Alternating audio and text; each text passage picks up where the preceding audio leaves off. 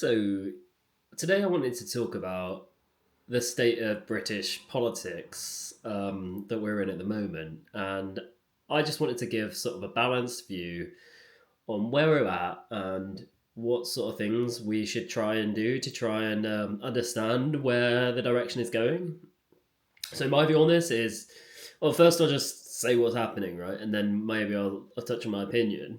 So, at the moment, we have a centre left government under Kier Starmer and the Labour Party, who are a party that are traditionally further left wing, I think people would agree.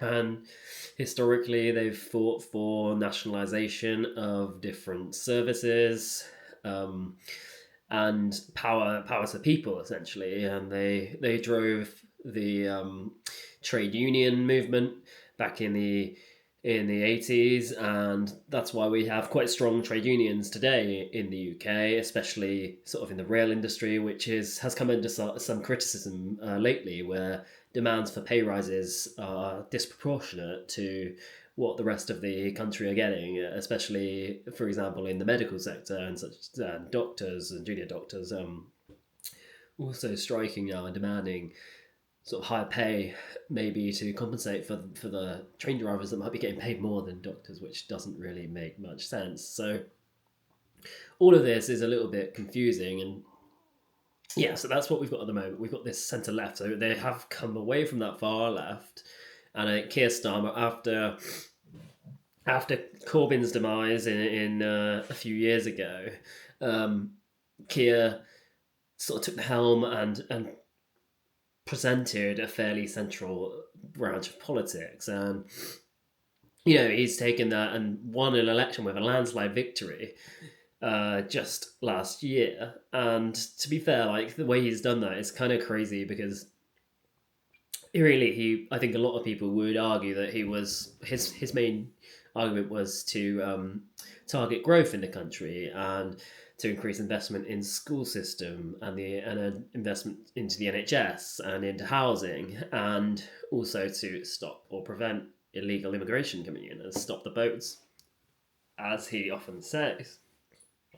And it's that one we will try to focus on now because um, the previous government, who were in for 14 years, the Tory party, are traditionally sort of right to centre right, had really failed on this immigration control policy. And I think this was something that was building up over the last, say, 10 to 20 years, where more and more immigrants were coming over to the UK, a lot skilled immigrants, and they were coming over to work. But also, yes, lots of focus was on these illegal immigrants coming across the ocean in boats, in small boats, and perhaps exaggerated because it's only a very small proportion coming over in small boats, but nonetheless, it's understandable that I think most people agree that illegal immigrants should not be crossing the channel in small boats because one, it's illegal, it's not right to just have an open border like that. But two, the types of people probably that are willing to, pay smugglers to cross a water body, often you can't really trust that they'll follow the laws when they get to the UK. And that's sort of a questionable thing. So I totally understand the argument against small boats. And I think every government has argued against it, but no one's really done anything concrete to stop the boats coming in. Now, Keir Starmer and the current government have tried. They've tried to say, like, we're going to stop the boats, and they keep reiterating, like, we want to stop these gangs. They talk about these gangs and stop the gangs, stop the boats. But they create one sort of agreement with France, which is like a one in, one out policy, and it is very much a trickle going back against an absolute gushing coming in.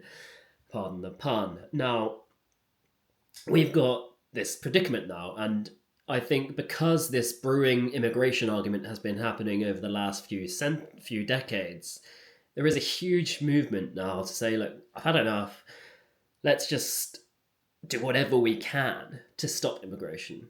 And then there are these sort of further fringe parties that are gaining more popularity, such as the Reform Party, which is a new political party.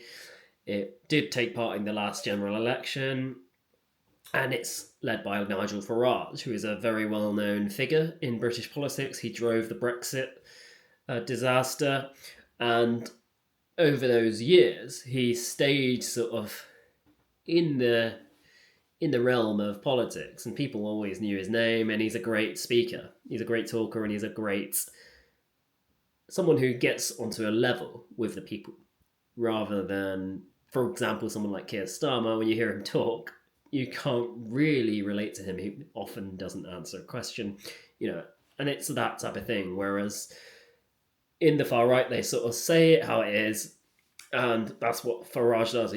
He's far right, maybe hard right is a better way to say it, but he is to the right of the Tory party, who are traditionally right wing. So, yeah, and his argument is populism. So it's right-handed populism. So he's arguing for things that are popular. And I think, the definition of populism is fairly straightforward. It's just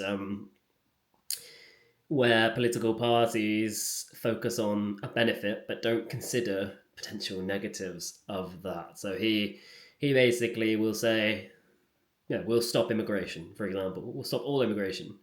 And doesn't think about, certain industries that will struggle without immigration. The NHS relies on masses of skilled immigration to come in. So just completely saying we'll stop it isn't the full story, because you can't just do that. There's no way to do that. Unless, you can, but then there'll be consequences. And he doesn't explain those consequences.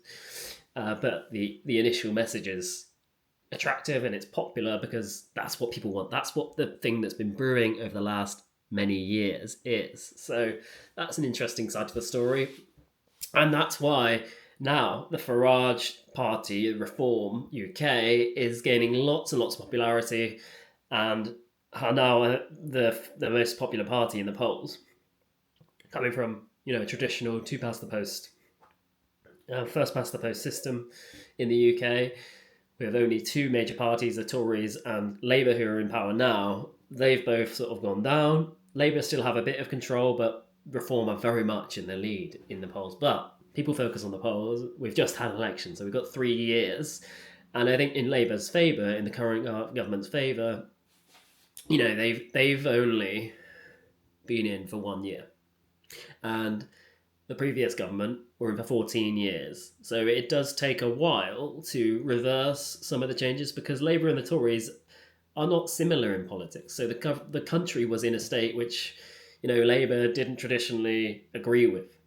So it takes a while to reverse these changes. And I think some of the changes from centre-left governments aren't popular at first. And that's why they're not considered a populist party. It's sort of background changes that fuel the economy, and it takes, it's like a big steam engine getting it running, and they are fueling that fire at the moment, but the fire is only just getting a bit of burning going on. Whereas Reform will basically light a match onto a petrol tanker, and that's their thing straight away. So that's the difference here.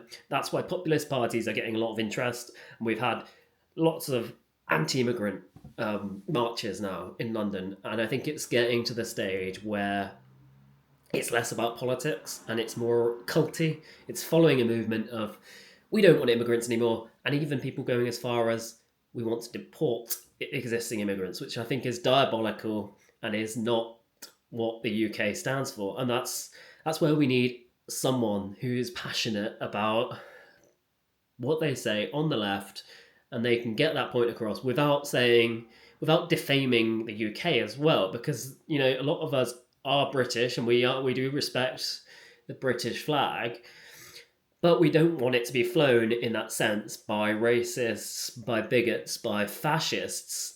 And I think, although I say these labels, I'm very cautious when I say them, because not everyone in those protests are fascists or racists. It's the few that are loud. And I think, Farage and Tommy Robinson, these people do exaggerate this immigration, and that encourages people to accept racism in a way, and that's not on.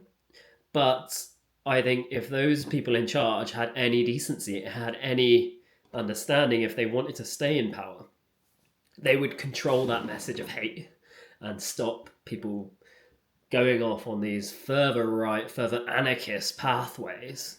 So that's another thing where we need to focus on. And, the other side, the far left, are in a way similar in that they are populists. So they will say,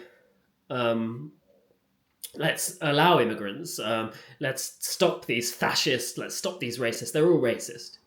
And to an extent, that's the wrong thing to do as well, because you're never going to win an argument calling names to people. And when obviously most people aren't actually racist, or they don't have fascist intentions, when people say that, I guess they're trying to relate them to Hitler and that type of thing. So there's a middle ground here, and the far left need to focus on that temperate maintaining approval of British people, but also accepting immigrants. That type of thing. And I hate to focus on immigration because it's not the only policy we need to focus on in the UK at the moment. It's not the most perfect country in terms of the way it's governed. There are lots of problems in the NHS, and there's problems in healthcare in general. There's problems in the housing market and wealth inequality. But that's one of the focus points, saying, I sometimes hear people on the far left sort of saying, why would we fly the British flag? It's related to colonialism. But I don't agree with that, because it had colonialism in the past, but that was in the past. We fly the flag because we like our country. And there are some on the far left that sort of hate our country, but are here anyway just to leech off the resources. So both sides have the negatives, and I think I would be on the centre left, or the left side on the centre, if it was for a powerful, communicative leader who wasn't populist. I know it's quite hard to find that type of person, but that's something I would be looking for. And I don't think Kier Starmer has those qualities. He needs to answer questions more. He needs to have more of an agenda. Someone saying I want growth is just so vague, and I think the way to do it is to have a specific agenda and fight for that agenda. So, that's my thoughts on this, and I'd be interested to hear what you think of this. And if you can comment down below anything you think, and I'll try to respond and see how the discussion goes. So thanks for listening.